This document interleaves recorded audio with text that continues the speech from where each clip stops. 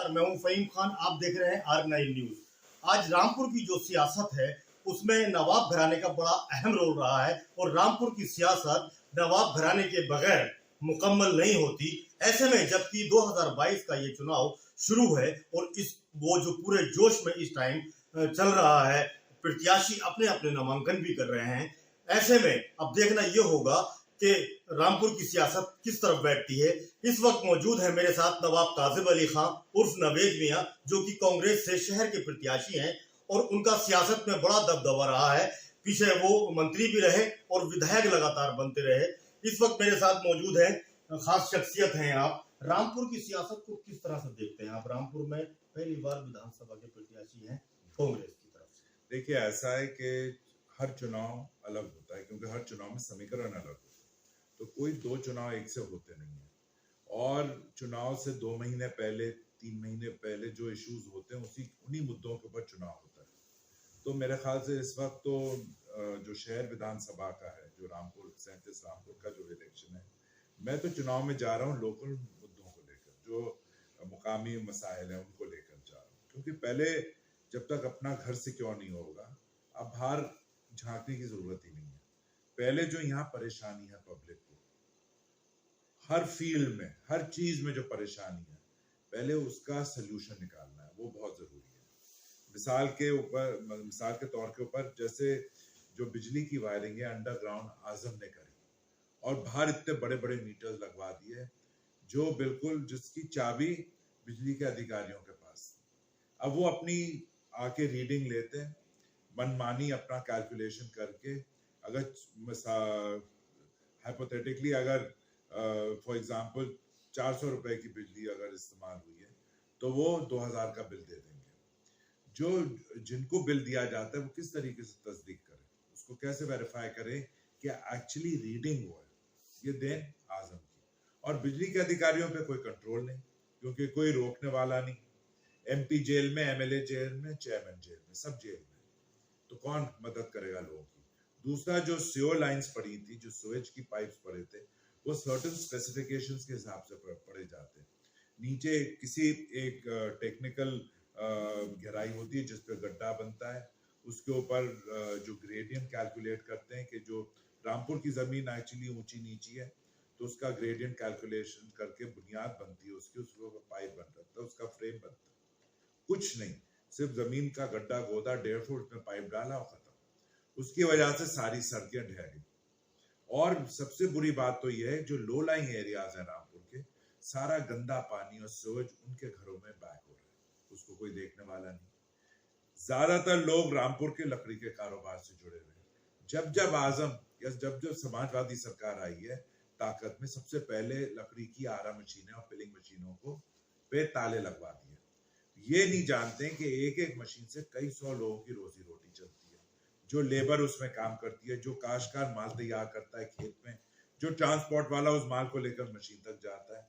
एक चेन है जो सब लोगों को उनकी रोजी रोटी चलती है। अच्छा, एक मशीन बंद करने से सबके आप पेटों पे लात मार रहे हैं। तो ये कई ऐसे मुकामी मुद्दे हैं। 2017 में आप स्वार विधानसभा से प्रत्याशी भी थे और अब्दुल्ला के मुकाबले आप वहां चुनाव हारे भी थे। उसके बाद में घटनाक्रम बढ़ते चले गए, अचानक उनकी उम्र को लेकर विवाद आया, उसमें आपने जो है वो मुकदमा भी दायर किया पति के बाद। पूरी बात जाने। देखिए, ऐसा है कि वो जो चुनाव था वो तो शून्य चुनाव, मींस के वो हुआ ही नहीं। हार जीत तो बार की बात है, मगर वो तो शून्य हो गया। जो कैंडिडेट अपनी पॉलिटिकल जर्नी फ्रॉड से शुरू करे, फौजरी से शुरू करे, 420 से करे, वो आगे चल के पब्लिक के लिए क्या करेगा, ये सोचने की बात है। उसने सोचा कि मेरे बाप मिनिस्टर, चीफ मिनिस्टर, मेरा कौन क्या बिगाड़ लेगा। लेकिन कोई कानून से ऊपर तो होता नहीं है, और जो कानून है, जो नियम है, नियम अनुसार हमने उसमें शिकायत करी, उस पर कार्रवाई हुई। किसी सरकार ने उनके बाप को जेल थोड़ी भेजा, या उनकी माँ को जेल थोड़ी भेजा, या उसे जेल किसी सरकार ने थोड़ी भेजा। जो अपराधी तो जेल ही जाएगा, अपराधी की जगह ही जेल में होती, तो इसमें कौन सी बड़ी बात है। अच्छा, आप उनके मुख्य विपक्षी यहाँ है इस वक्त, क्योंकि आपने एक मुकदमा दायर किया, उसके बाद में वो शून्य हो गई विधानसभा, ठीक हुआ। अब फिर से वही नॉमिनेशन होगा अब्दुल्ला आजम का कल। अब वो तो देखेंगे किस कौन आपकी क्या तैयारी है? अरे वो तो तैयारी क्या, वो तो नॉमिनेशन होगा, चाहे उसका हो या XYZ का हो, हमें उससे क्या मतलब। रामपुर में मैंने आज नॉमिनेशन किया तो मैं तो अपने इलेक्शन को देख रहा हूँ, कल को कौन करे नहीं करे मुझे उससे क्या मतलब। मैं तो अपना चुनाव अपने तरीके से लड़ूंगा, अपने प्रिंसिपल्स पे लड़ूंगा, अपने इश्यूज के ऊपर लड़ूंगा, अपने लोगों के लिए लड़ूंगा। अब कोई कुछ कहता रहे। आप ये बताएं, आजम यहाँ 45 साल से मुसल्लत रहा है इस रामपुर के ऊपर, 45 साल में क्या दिया उसकी ताकत मुख्यमंत्री से कम की नहीं थी। 4 बार वो मिनिस्टर रहा। मुलायम सिंह यादव की विधानसभा सफाई में हर वो चीज है जो दिल्ली में, उन्होंने एक छोटी सी तहसील को बिल्कुल ऐसा बना दिया जैसे कि राजधानी होती है। इन 45 सालों में रामपुर को क्या किया इसने? परेशानी, जुल्म के अलावा कुछ नहीं, और बेरोजगारी, ये 3 चीजें इसने रामपुर को दी है, उसके अलावा कुछ नहीं। यहाँ कुछ नहीं है। जो ग्रेजुएट, जो बच्चे कॉलेज से निकलते हैं उनके फ्यूचर के लिए कुछ नहीं है यहाँ रामपुर जब उत्तर प्रदेश बना तो रामपुर कानपुर के बाद दूसरा हाईएस्ट इंडस्ट्रियलाइज्ड डिस्ट्रिक्ट था। कई 100 फैक्ट्रियां मिले थी। जिस दिन आजम सबसे पहले लेबर मिनिस्टर बना, एक एक करके हर फैक्ट्री, हर मिल में उसने हड़ताल करा के सब बंद करवा दी। अच्छा, आपके विरोधियों का ये कहना है इस वक्त कि आपके यहाँ आपके परिवार में ही 2 झंडे हैं, तो आप कौन सी विचारधारा को विरोध करते हैं, भाजपा को या फिर मेरे विरोधी कौन? जैसे कि आपके विरोधी हैं, उनका ये कहना है समाजवादी। और मुलायम के परिवार में कितने झंडे हैं बताइए? उन्होंने अपनी बहू को बीजेपी ज्वाइन करा दी। मेरा बेटा कोई बीजेपी तो लड़ नहीं रहा है। अलायंस, बीएसपी भी समाजवादी की अलायंस पार्टनर रही है, कांग्रेस भी समाजवादी की अलायंस पार्टनर रही है, तो अपना दल भी बीजेपी के अलायंस पार्टनर है। अलायंसेस तो बदलते रहते हैं। बीजेपी और बीएसपी का भी अलायंस हुआ था, मैं खुद मिनिस्टर था उस अलायंस में, उस सरकार में मैं भी मंत्री था, तो इसमें कोई अलायंस का कोई किसी पार्टी के साथ अलायंस कर कोई नई बात तो है नहीं।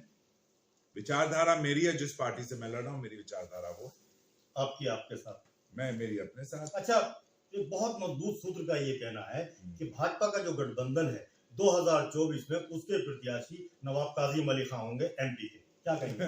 प्रिडिक्शन तो सिर्फ अल्लाह ही जाना, अल्लाह ही कोई मालूम है कि क्या होगा। इतना लंबा प्रिडिक्शन सियासत में कोई नहीं कर सकता है। अच्छा, क्या आप जानते थे, क्या आजम को पता था कि 2017 के बाद उसका क्या हाल होगा? कोई प्रिडिक्ट नहीं कर सकता। उस वक्त कोई कह रहे थे अरे सापा सरकार आ रही है, हम ये कर देंगे वो कर देंगे, ना सरकार आई ना कुछ हुआ। अब भी वो कह रहे हैं, क्योंकि रामपुर में मुसलमान आबादी इतनी बड़ी है तो लोगों को लग रहा है कि सापा लोग, ये समाजवादी वाले कर रहे हैं सापा, लेकिन रामपुर सिर्फ 1/403 है। रामपुर कोई यूपी थोड़ी है कि जो रामपुर में होगा पूरे यूपी में होगा। अच्छा, शहजादे हैदर अली खान ने कांग्रेस छोड़ने के बाद अपना दल ऐसे टिकट ले लिया, इसका नुकसान कहीं आपको तो नहीं होगा? नहीं, देखिए, नुकसान, नफा नुकसान पॉलिटिक्स में होता है। किससे नफा होता है, किससे नुकसान होता है, वो अलग अलग चीज, वो डिफरेंशिएट, वो डिपेंड करता है कि सिचुएशन क्या है, माहौल क्या है, समीकरण क्या है, उस पर डिपेंड करता है। वो अपना चुनाव अपने हिसाब से लड़ रहे हैं, मैं अपना चुनाव अपने हिसाब से। रामपुर विधानसभा में जो आजम खान ने काम कराए उससे कहीं ज्यादा जो विकास की बात करते हैं, जो सड़कों से लेके जो काम, जो आप सड़कों नलों की बात कर रहे हैं, वो तो सांसद निधि या विधायक निधि होती है, वो तो टैक्स पेयर का पैसा होता है जो पब्लिक में लगता है। हम तो सिर्फ माध्यम है, हमें तो सिर्फ लेटर प्रस्ताव साइन करने हैं, लेकिन वो है टैक्स पेयर का पैसा जो पब्लिक के लिए होता है। अगर मैं सांसद विधायक निधि से सड़कें देता हूँ या पुल बनवाता हूँ या नल, मैं कोई एहसान कर रहा हूँ पब्लिक के ऊपर, वो तो मेरा फर्ज है, इसलिए तो मैं एमएलए हूँ। तो उन्होंने क्या किया, अपनी जाति धन से या अपनी तरफ से उसने पब्लिक के लिए क्या किया, आप ये बताओ। यूनिवर्सिटी उसका कारोबार है, उसका बिजनेस है, एक बच्चे से 1.5 लाख रुपए फीस ली जा रही है। क्या एहसान किया रामपुर वालों पर?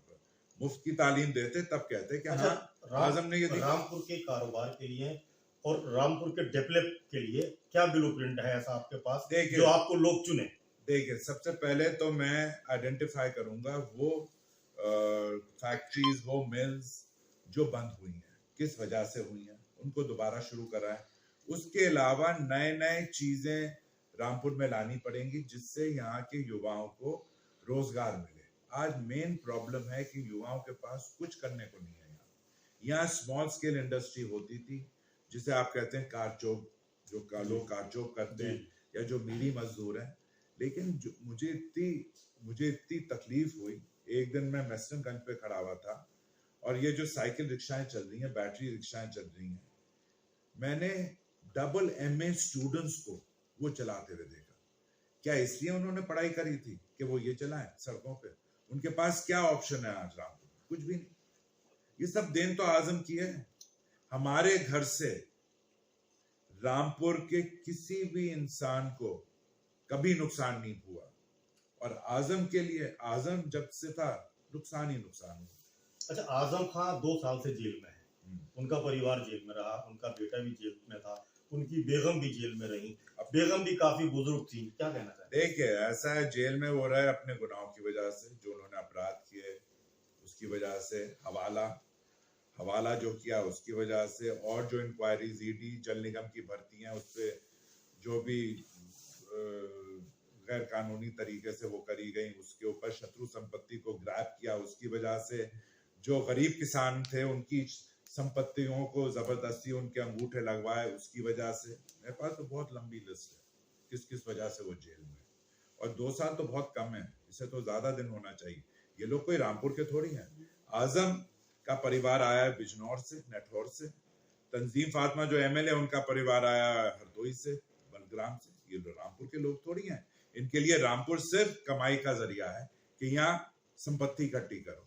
जिनके बाप दादा की कोई जागीर नहीं, जिनके बाप दादा की कोई पहचान नहीं, कोई जानता नहीं है, जो एक छोटे से किराए के कमरे में रहता था, वो अरबपति कैसे हो गया? और ये घर जहां आप इंटरव्यू मेरा ले रहे हैं, मेरी पैदाइश इसी घर में थी। जो अराजी इस घर की 1960 में थी, 61 सालों के बाद, आज भी वो अराजी ना 2 इंच या आगे बढ़ा है ना 2 इंच ऊपर बढ़ा है।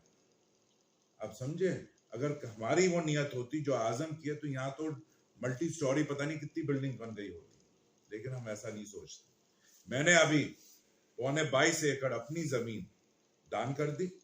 ज्वालानगर रजीतपुर में 22 एकड़ मेरी जमीन है, जहाँ कई लोगों ने, कई 100 लोगों के घर बने हुए, वो कब्जेदार है, उनके पास टाइटल नहीं है, कब्जेदार है। जिसका घर जहां बना हुआ है उसको मैं मुफ्त में टाइटल दे रहा हूँ। वो रजिस्ट्री कराए, बेचे, रखे, उसकी मर्जी। और कोई करेगा ये? 2-2 गज जमीन के ऊपर तो मर्डर हो रहा है। ये डिफरेंस है।